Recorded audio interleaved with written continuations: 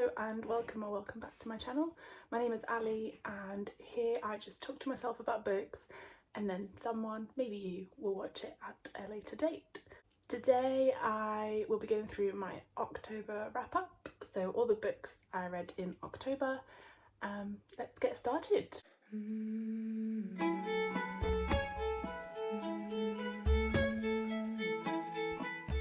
So I thought I'd start off with just my monthly stats. So in October I read 14 books for a total of 6,041 pages.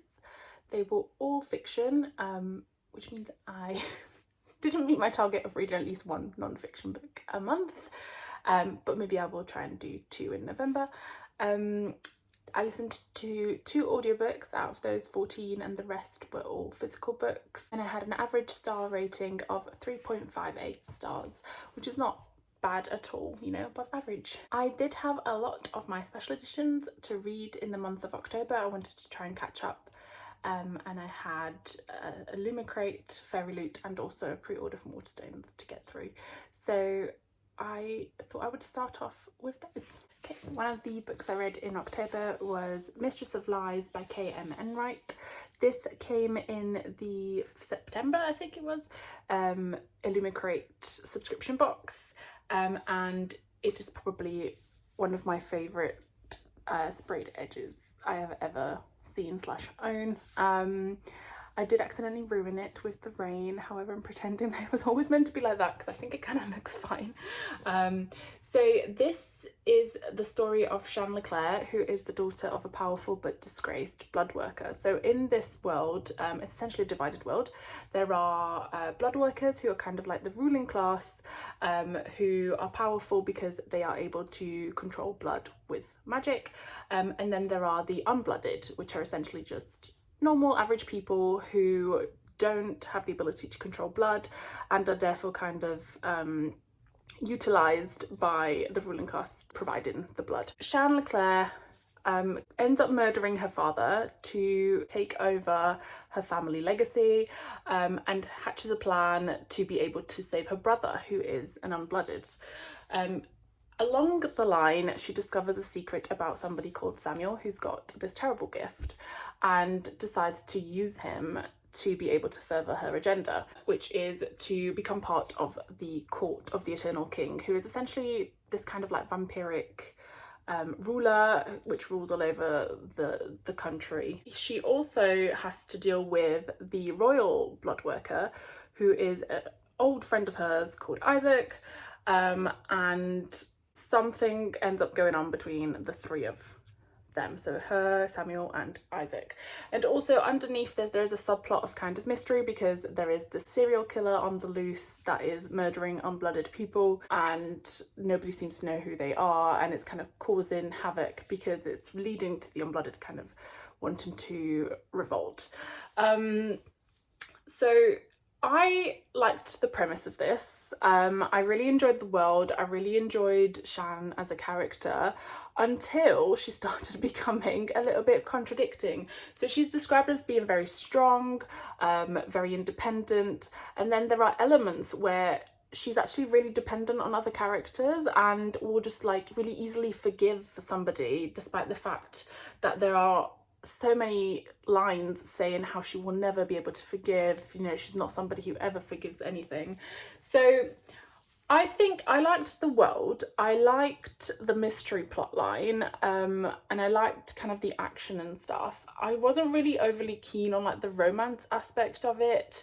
It didn't really give anything to the story. I don't know, it just kind of felt like added in. I didn't feel like there was enough time to develop that enough for me to buy it. Overall, I think I gave it 3 stars, which is not bad. And again, it is, I think, the first in a series, and the way it ends does make me want to read the next one, so I will probably pick up the next book as well. Next book I read in October was The Half King by Melissa Landers. This came as part of the Fairyloot Romantasy box, and so far it's like one of the only ones I've ended up keeping. I think I've kept this and Lore of the Wilds, which, you know, I'm just hoping I get off the adult waitlist soon. I have enjoyed some of these, but not as much as I think I would enjoy the adult ones. So in this world, the noble families, many years before this is set, hatched a plot to murder a goddess, and as punishment for this, the goddess ended up cursing each noble family with a different curse that would affect their firstborn. So one was affected by perilous beauty, where anyone that saw the firstborn's face would be driven insane. There was another that was afflicted by destructive knowledge, so they essentially learned things until their mind kind of broke and they would go insane. Another that was afflicted by insatiable bloodlust, so they would just always want to kill. And the worst curse of all, apparently, is for the royal family, which is that each firstborn is destined to essentially live half a life. So during the day they are normal, and at nighttime they disappear into the world of shadows. And at this time the young king is afflicted by this, and it's getting worse to the point where he will only have a certain amount of time before he disappears completely. And it's an issue because he doesn't have an heir, and therefore it means that the royal family is about to die out. We actually follow Cerise, who is the main character in this book. She is the second born in one of the noble families, so her sister is afflicted by one of the curses, and she herself was sent to live with the servants of the goddess to learn to become a seer. However, she has not manifested any seeing capabilities and actually no magic at all.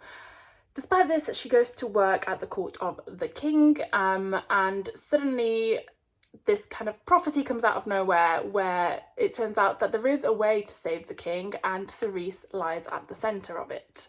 So she starts working to identify how she can do that, and starts working with the king. They don't initially like each other, however, they end up kind of striking a friendship for this common goal. Now, the first half of this book, I really was like, oh, am I gonna like this? It's really slow. I don't feel anything for the characters. It's taken a while for like the plot to develop. However, then I'd say like the last third or something, it kind of just all kicked off, and I was like, okay, right, I have to finish this now. I can't put it down. It's like all the action was packed into like the last bit of the book. And that I liked, and now I want to know what happens next. So I don't really know how to feel about this book. I gave it 3 stars overall. I think it was a generous 3 stars because of the ending, and the fact that it kind of did pick up, but ideally I shouldn't have to wait till like right at the end of a book for it to become exciting. However, as I said, I probably will want to read the sequel because I need to know what happens next. Again, the romance element, didn't really buy it. It felt a little bit forced. I don't feel like, maybe I'm just one of those people that likes the slow burn that really develops into something, whereas I feel this didn't give it enough time to do that. In October, I also read Lady Macbeth by Ava Reid. This is a pre-order from Waterstones. As soon as I found out that this was coming out, I pre-ordered it. I love Ava Reid's writing. A Study in Drowning was one of my favourite books of last year, and I love Lady Macbeth as a character. So I'm not a huge fan of Shakespeare's plays. You know, I don't know. I don't enjoy reading them. I find them a little bit boring. However, Macbeth is probably one of my favourites, along with Tempest, and Lady Macbeth, as I said, is my favourite character. So imagine my surprise when I found out that there was going to be a book that was basically a retelling of Shakespeare's Macbeth, but from the perspective of Lady Macbeth. And this did not disappoint. I really liked it. So I don't know if everyone knows the story of Macbeth, but essentially Macbeth was a lord, and he was prophesied to eventually become king, and so he used this prophecy to do things to make himself become king. In this, Lady Macbeth is a young girl. She is promised in marriage to Lord Macbeth, and there's a story going around that essentially her eyes will drive people to insanity. So she always hides under a veil. When she joins the court of Macbeth, she discovers that he's actually quite the brute. He's described as this massive, burly man who is very much led by his bloodlust, etc. However, she discovers an even darker secret, which is linked to these prophecies that he utilizes as kind of driving his want for power. And yeah, there's a more of like a magic fantasy element to this than the obviously original Shakespeare version of Macbeth. And I don't know, I still really loved it. I love anything where like it's a retelling from the POV of like one of the female main characters, and I just love Ava Reed's writing. It's always very ethereal, it's always quite dark, and I don't know, I just really enjoyed it, and I would recommend this book. I think I gave it 4 out of 5 stars. I would have wanted this to be longer because I didn't want it to finish. I just really liked it, and yeah, it was the perfect read for October, I think. And one of the other, well actually the last special edition I read in October was A Dark and Drowning Tide by Alison Saft. Now, I read A Far Wilder Magic by Alison Saft and absolutely loved it, so I had very high hopes for this book. I do also own A Fragile Enchantment, although I have not yet read that one. And also this came as part of the October Illumicrate subscription box, and I really love this edition. It's so stunning. I think this is probably my favourite part of it. I love this art. It's just beautiful. So this follows the story of Lorelei, who is a folklorist, and she has been chosen to go on an expedition with 6 nobles who don't particularly like her because she comes from a society of people who aren't thought of very well by the nobles or like kind of the leaders of this world. However, she was selected to help lead this the search for this magical fountain that will have untold powers, which the king is looking for. And as part of the group, her nemesis, let's call her academic nemesis, Sylvia Warmwolf, who is a naturist, is also taking part.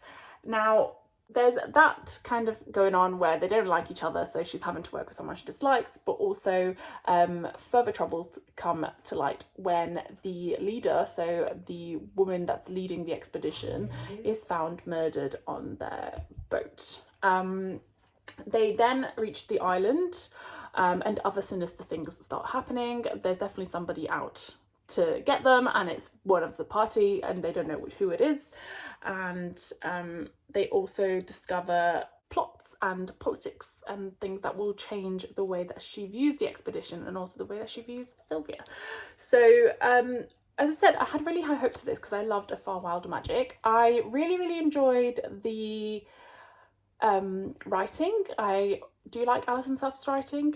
However, I found that as soon as I finished this, I kind of forgot a lot of it.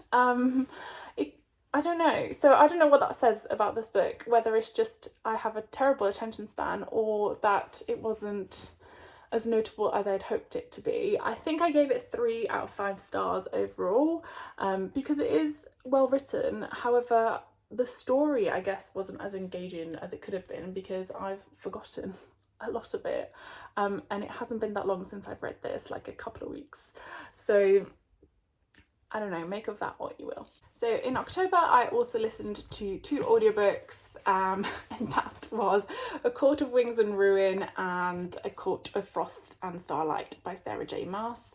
I really struggle with audiobooks because, as I've mentioned, my attention span isn't the best, which means I will literally accidentally stop listening and then lose the thread. However, I've already read these books before, so I know the storyline, so if I miss a little bit, it's not the end of the world. I know what's happening. But also I have been listening to the dramatized version with the full cast, and they are so good. Like, the voices are really great, and it gives the characters such depth that it's just making me love the story again. So I'm currently actually listening to A Court of Silver Flames, which was not one of my favourite books in the ACOTAR series. I really struggled to get behind Nesta, but this interpretation of it and the way that her voice carries her character in this dramatised version has made me dislike her a lot less. So I don't know, I would definitely recommend listening to full cast audiobook of these.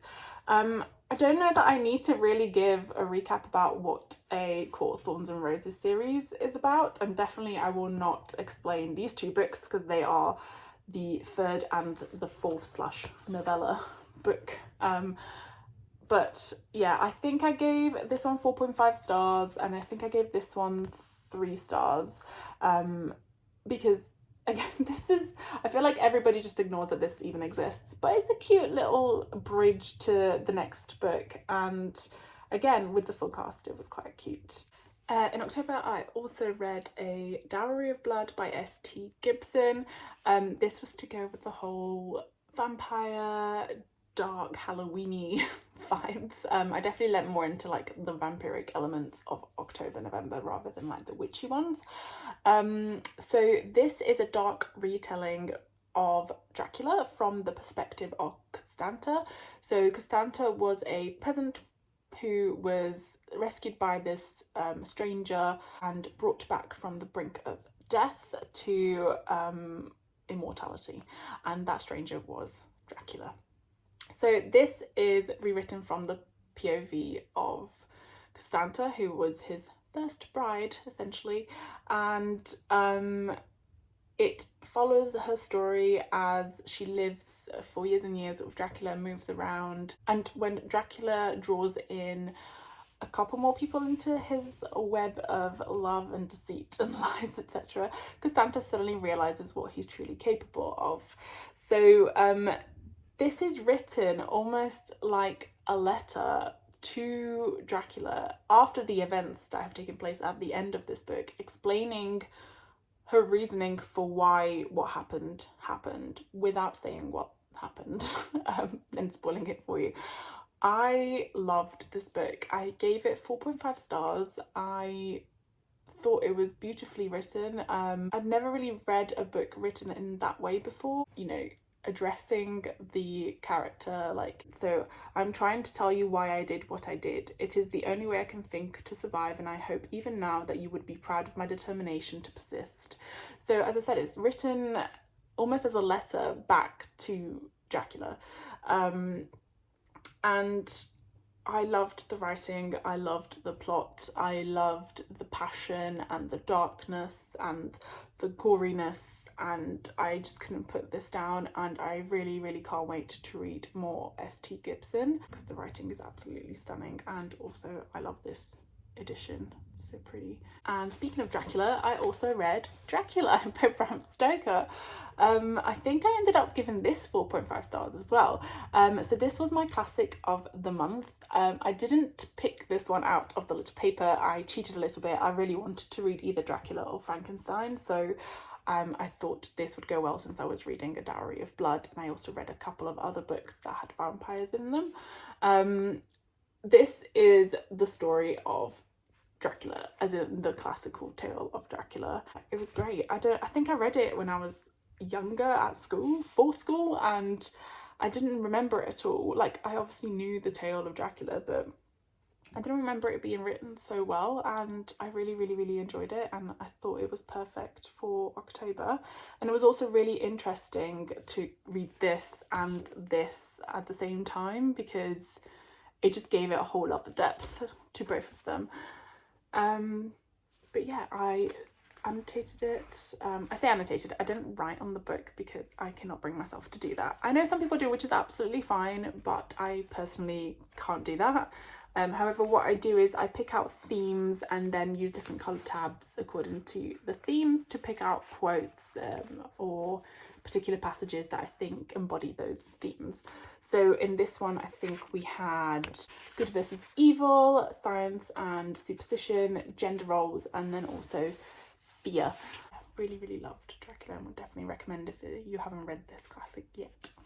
To continue on with the vampire theme, I also read The Book of Life by Deborah Harkness. This is the third and final, well, what was final, turns out now there's more, the third book in the initial trilogy of A Discovery of Witches.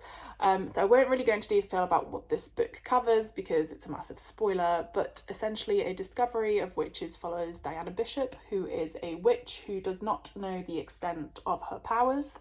And one day she accidentally calls this manuscript from the library, and it's a manuscript that had been lost for a long time and all sorts of creatures are looking for it. So witches, demons, vampires.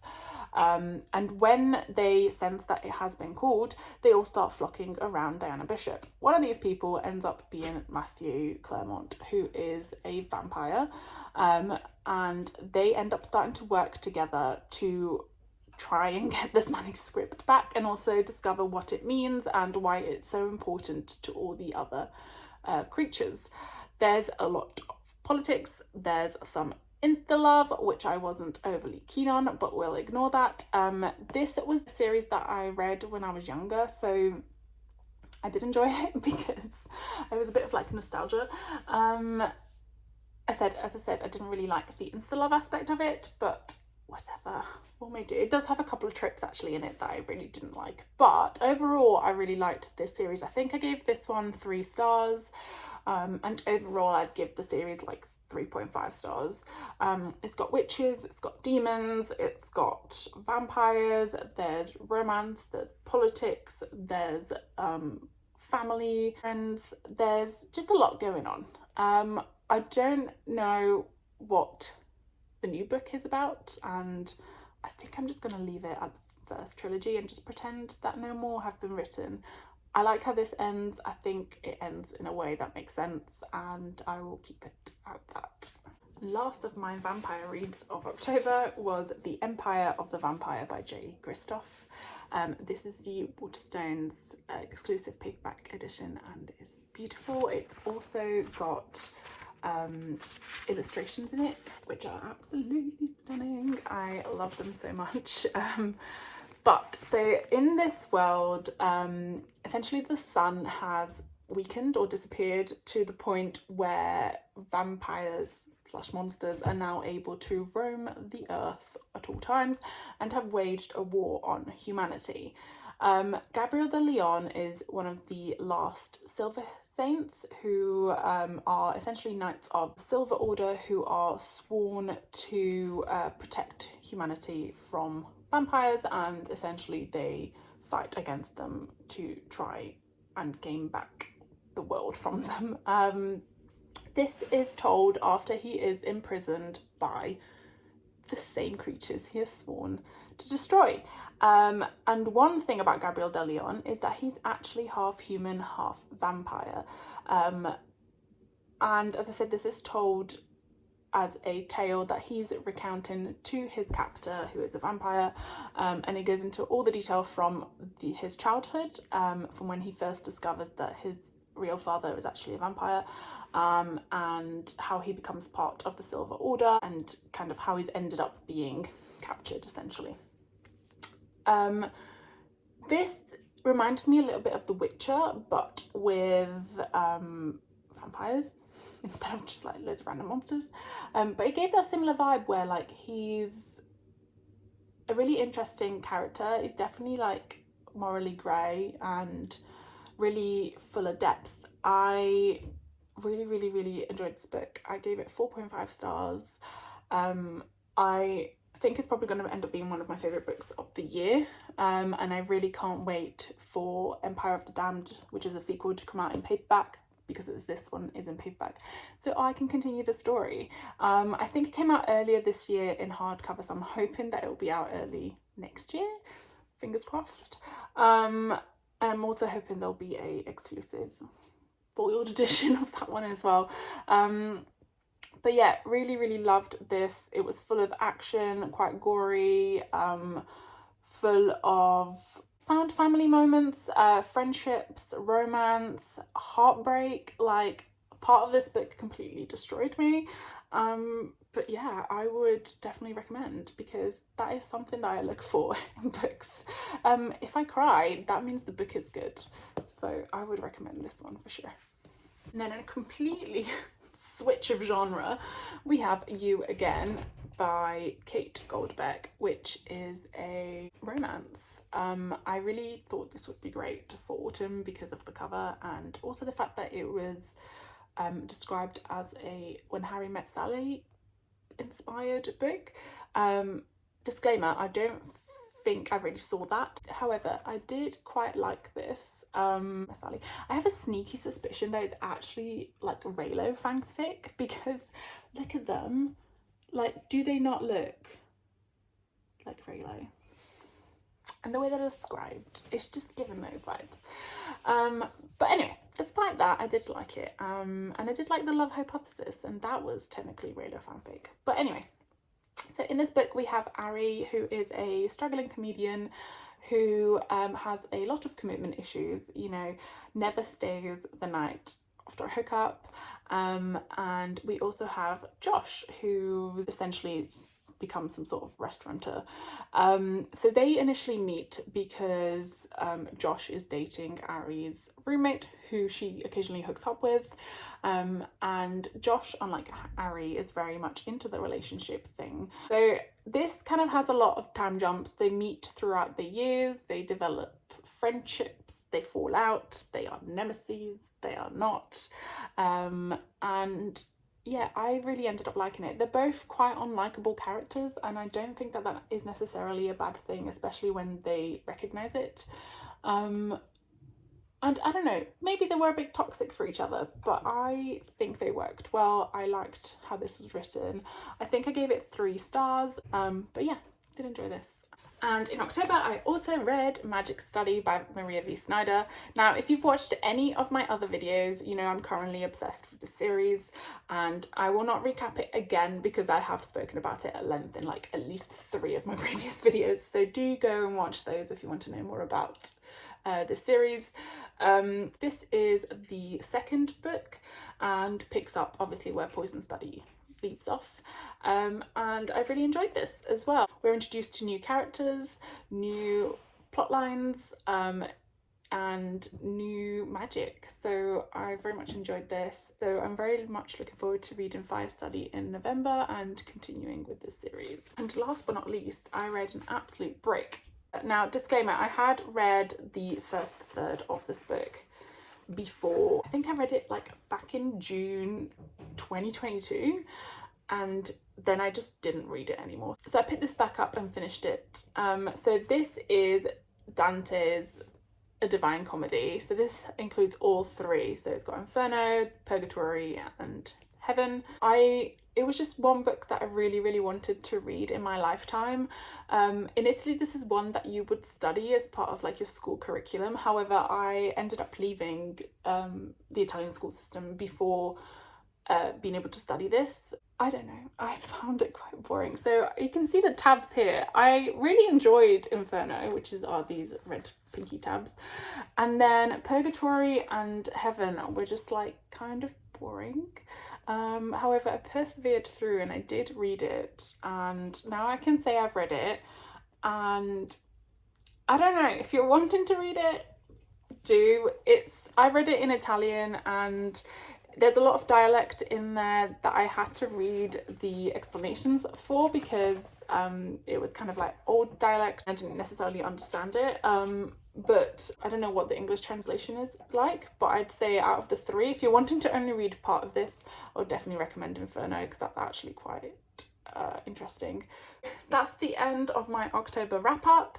Please subscribe if you want to see more, and pop a few likes. See you soon.